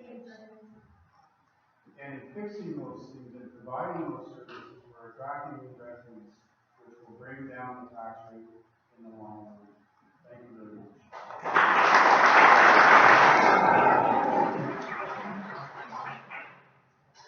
Okay, there's one thing that wasn't touched, and you have to get it again. So, going back to growth, if we don't have a modest tax increase, it's kind of a snowball. It stops that snowball. Do we want to pay taxes? Absolutely not.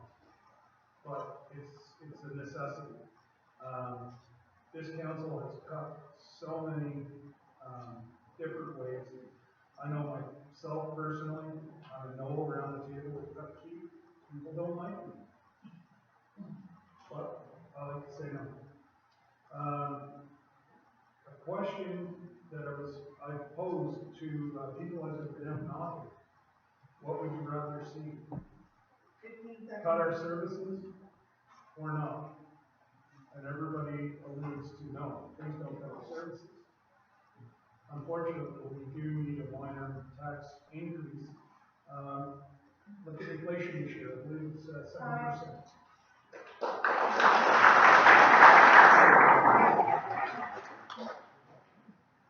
This will be our last question of the evening. What specific measures would you introduce to increase resident engagement at both the staff level and the council level? I would love to. What specific measures would you introduce to increase resident engagement at both the staff level and the council level?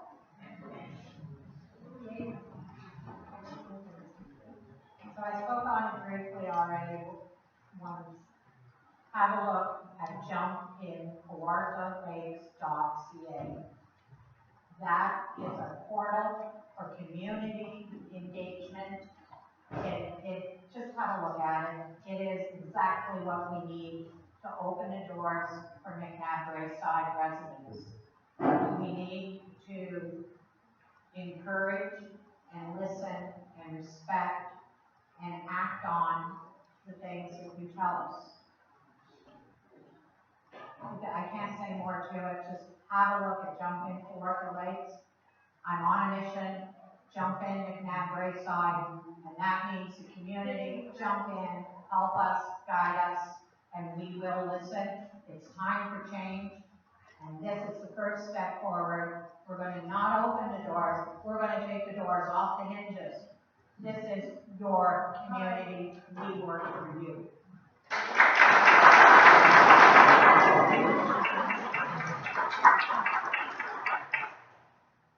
Increasing community engagement starts with increasing communication.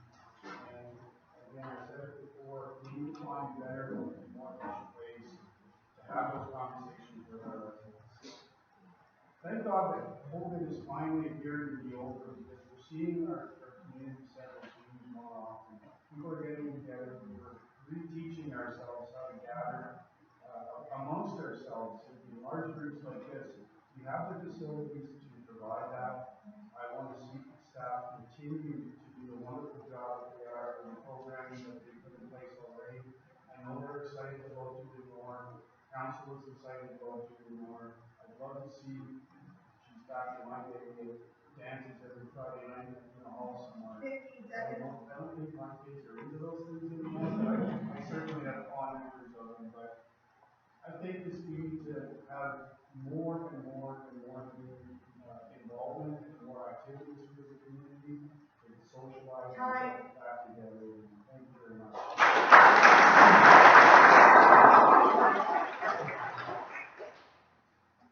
Again, I'm going to lose my earlier statement about reinstating Saturday morning in-person meetings. What's better if you don't have a computer? You can still somehow get to the each individual panel. Is what I would like to see. We had over 100 people in there, our first one, so that was great. Staff absolutely continue to serve the residents as quickly as they have been. Focused on detail as a big thing. The staff and council, and continue to learn. And without a community, we're nothing. So if we don't have community involvement, again, we have nothing.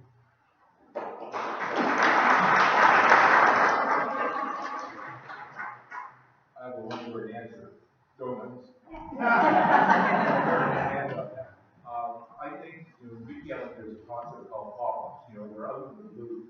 Somebody can set up, like Nike can set up a shoe store or something like that. People come in. And why can't we do pop-ups? I mean, we have a fire department, we have a works department, we have people that do very good work. And why not have sort of an open house concept where people can come along, meet council, maybe you drive like donuts or something else, and just talk to people, because as everybody at this table has said, what makes the community work is communications. Talking, understanding, learn about the new fire trucks, learn about the breathing, the apparatus, have a look at their thermal imaging cameras. There's a lot of stuff you can do. So I think just having a simple pop-up with donuts or something else, talking, as I said, we want to make our community even more great, as I said in my opening. Thanks.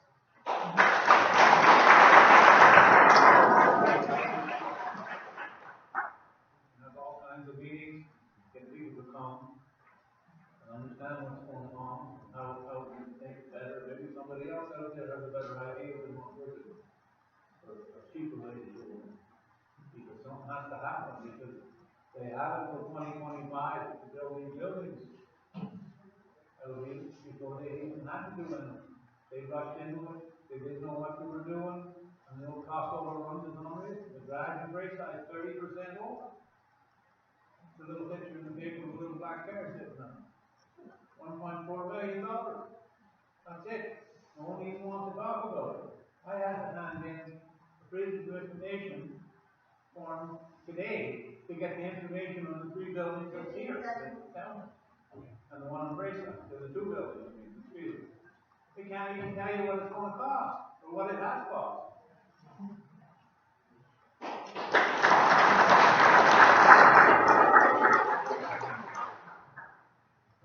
I think that how to involve the community is a long question for all municipalities. But as for specific measures, I'm thinking, I love the idea of having office hours at the township where that available to councillors. And Mark McKenzie had mentioned town halls before, and I think someone else mentioned it here as well, having really accessible, easy ways to come by and chat with your councillors. And also the services we provide. I went to the end of school barbecue at the McNab Township, and I grew up in Toronto, so like, we don't have city-funded barbecues. It was incredible. I met my neighbors, the Simon played on the fountain, like that idea that we can have these community events that I was glad to go by and have hot dogs and my kids could meet everybody in the neighborhood. Services like that, where we can maybe talk about what the council is doing, but meeting each other in informal and formal gatherings.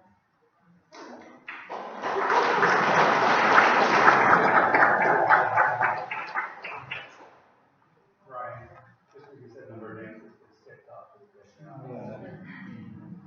What do we do to encourage people to come out again? Well, first thing is just getting events out and about that people want to do that. And then office hours is a huge thing. Just as I started thinking about running for election, even I wanted to talk to people, and it was you contact them by phone, but there wasn't somewhere you could go and talk to them. I think that would help encourage engagement. The other thing I heard as I've been walking is people just want a response. Sometimes they feel that maybe if there's a time frame that they can get a response back from people, they might be more encouraged to keep engaging in the conversation. 15 seconds. But really, I think just getting back to COVID and back into doing our normal things of having pancake breakfast or barbecue, just to engage people to come out and encourage them to talk and tell us what they want to hear. That might be the best way. Thank you.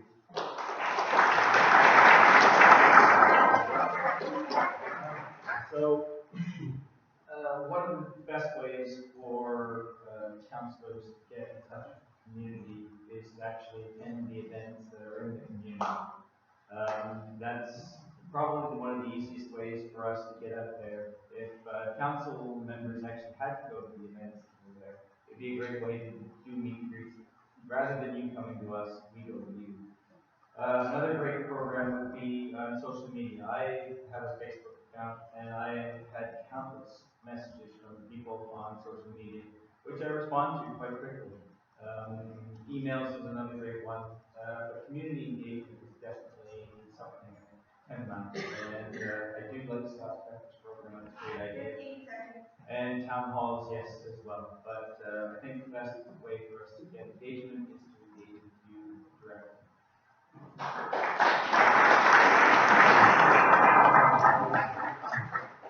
Certainly a very popular theme. And my comment is, this is your township.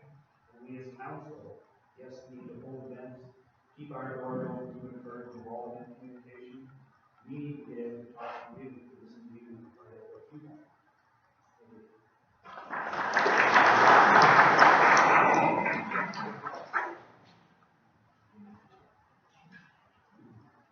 Well, I agree with Brian and Matthew wholeheartedly. What we need to do is we need to focus on building a sense of community. These last 2 years have been difficult for all of us, and I know, having gone and spent the whole day at Garden Fest, that was a wonderful opportunity for us to get together.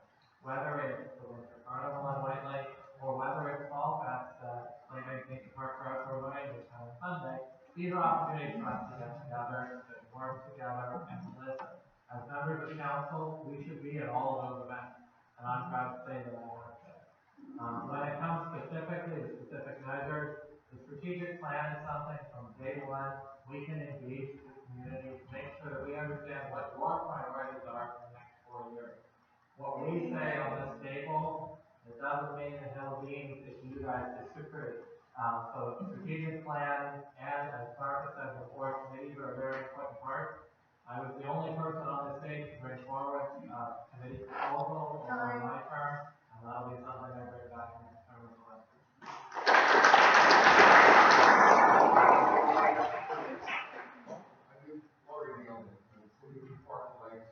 excellent engagement tools on their website. They even instructed on how to make your petition to their council. And so we have petitions here before. There's one currently going on. So I want to make that comment. I do want to compliment this last council on the recreation side. I learned last time in 2014 was pretty much the recreation election. There was the beginning of the farm fire that got straightened out. We started improving the recreation programs, a number of programs available to people in that term that they really picked up over the last 4 years. I want to see that continue. These take the budget, a lot of these things are low cost. We've already got the buildings here. Let's get on to full capacity. Bobby mentioned one of the audits, what treasure that is. Sort of going to be down the right time. All indoors.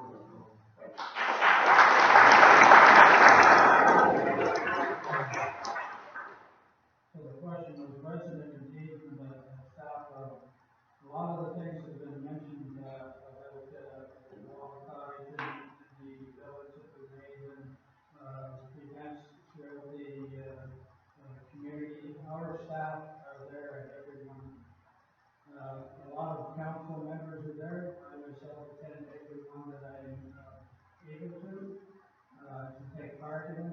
I disagree that that's the area to talk to the council member about problems or things that are going on in the township. I think we're fully accessible by phone, by email, making appointments.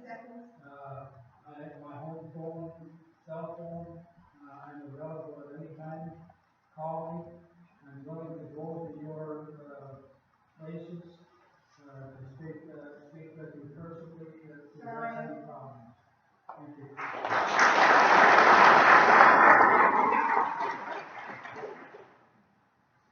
We will now have closing remarks. Just a reminder, you will have 1 minute to do so, and Christine will notify you that there is 15 seconds.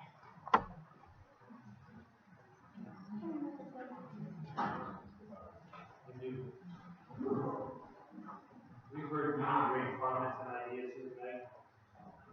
As a follow-up to my opening remarks, please remember council members work for you, the taxpayers. Hold them to the task. You don't have to wait 4 years to make a change. If it isn't working, have your council change it now. Thank you.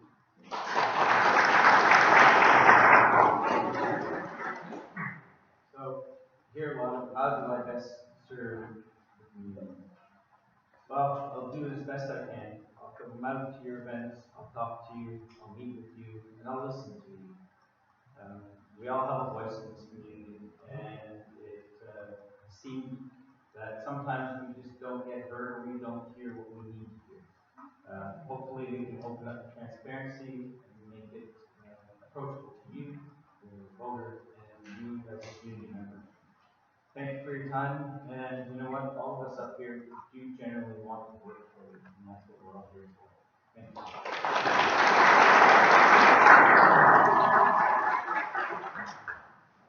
Thank you everyone for attending this event. I hope it's helped you with your decisions. I know we've all been here for a while. I'll keep my conclusion short. Let's maintain and improve our infrastructure, create great communication for all. Let's grow our community. Thank you.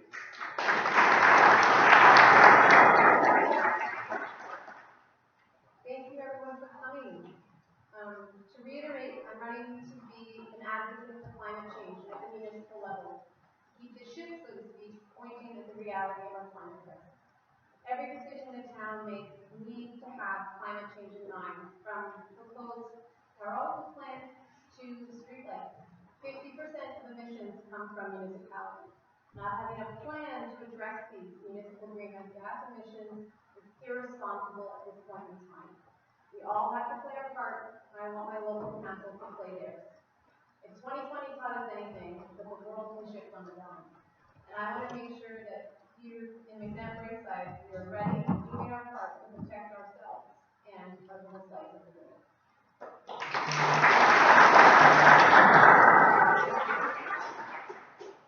Thank you all all the comments tonight. I'm gonna use a lot of common sense to follow them, one thing they want to do, but what's going on, what's going to have to happen. Some people, on the climate change, a lot of places it's not for because of inflation and whatever. They can't afford it. You can't buy a vacuum for your car. $20,000. What do you need to get? You can't afford it. You can't even afford to drive it. But this is all starting to come out now. There's other things, there's good things and bad things, but do it over time. Have a good night.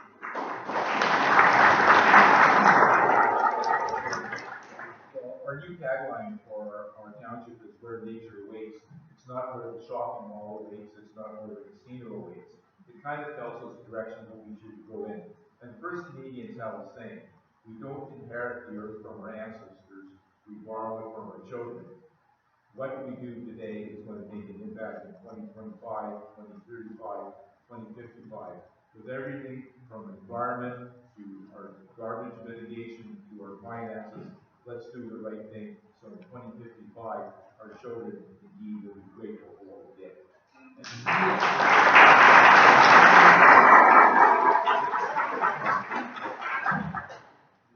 I'd like to thank everybody taking time out of their busy lives to come and partake in tonight's meeting. I'm far from being a public speaker, I'm not sorry to say, but I do apologize for that. But what I do make up for is hard dedication and time investment within our township. I will continue to articulate one thing. I hope all your important concerns were looked at tonight. If not, please contact me. With issues that you find important, that's important to me. I've proven over the last 8 years, when called about emergencies, I jump in. We've had 2 major floods, major tornado. I've been in both. I want to be your feet on the ground. I'm Scott Broom. I'd be honored to be re-elected and to this municipal election, and I will continue to be your voice on council.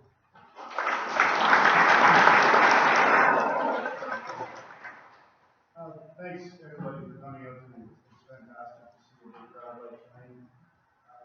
I was raised to give back to my community, and I certainly can't say that I've done it for 60 years like my dad did, but volunteering for the minor hockey and or volunteering for minor ball here, amongst other things. Being a member of council is just an extension of that. It's my opportunity to serve the community. I'm extremely proud of the work that we've done over the last 8 years, and I really hope to get the opportunity to continue to serve the constituents of this fantastic community. One of the things that my current family always talked about is conducting yourself with moral values and respect. And that's the way that I conduct myself, and I'll continue to do so for this council.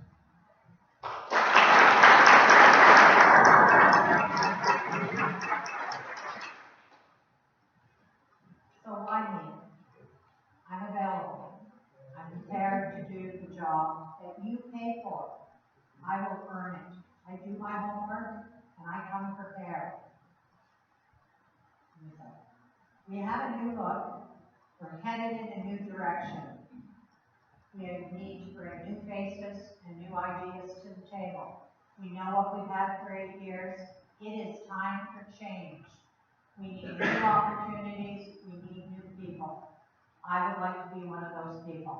I'm Lori Hodnott, and I would like the job as deputy mayor. I will earn every penny that is paid to the council table. I will do the work.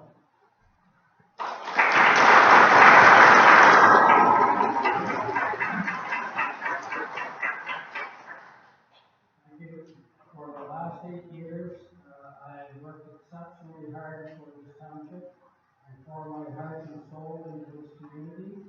I love this community. I love the people in this community. I am not about to do anything to harm this community. And I appreciate the past and future support that the people in this community have shown through the township, past councils and current councils, and the support that you're showing for all of the people that come out here this evening to hear what you have to say. I want to thank you for your time this evening. I appreciate you coming out, as I said before.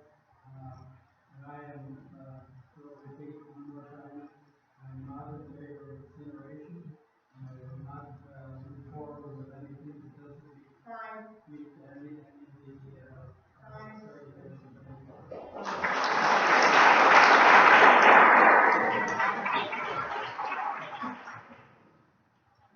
I really enjoyed the 4 years that I did spend on council. I was occupied elsewhere and didn't seek re-election, but I'm very pleased to offer my services, my time, my effort, and passion for this township to the community again in the way that I've outlined tonight, and you can read more about it on the website. So what I'd like to see is that let's shape the McNab Braeside together. That is clean, safe, and active, and with the efficient use of our tax dollars. The most important taxes that you pay are local, because they have the biggest effects on your lives. So thank you to the ACC again for organizing this. I look forward to meeting you if I haven't met you already. And please share what you've learned here with those that were not able to attend tonight. Not everybody can make it, but hopefully discuss this at this time with your neighbors, because this is probably one of the most important elections of our district.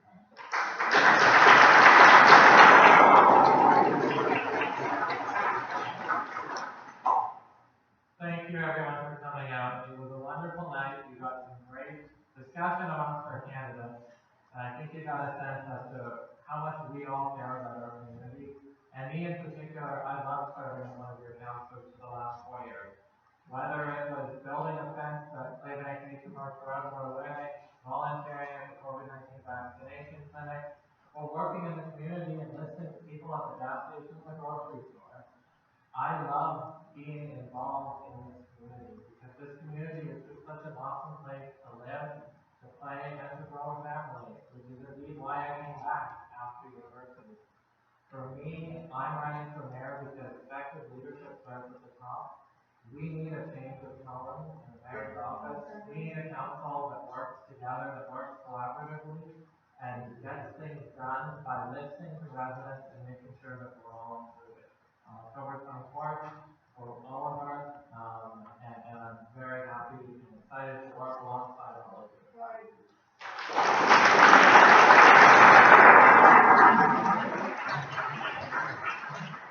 On behalf of the Greater Arnhire Chamber of Commerce, I want to thank all of our candidates for taking the time to join us this evening. I want to thank all of you for being here this evening, and to everyone who submitted questions for our candidates.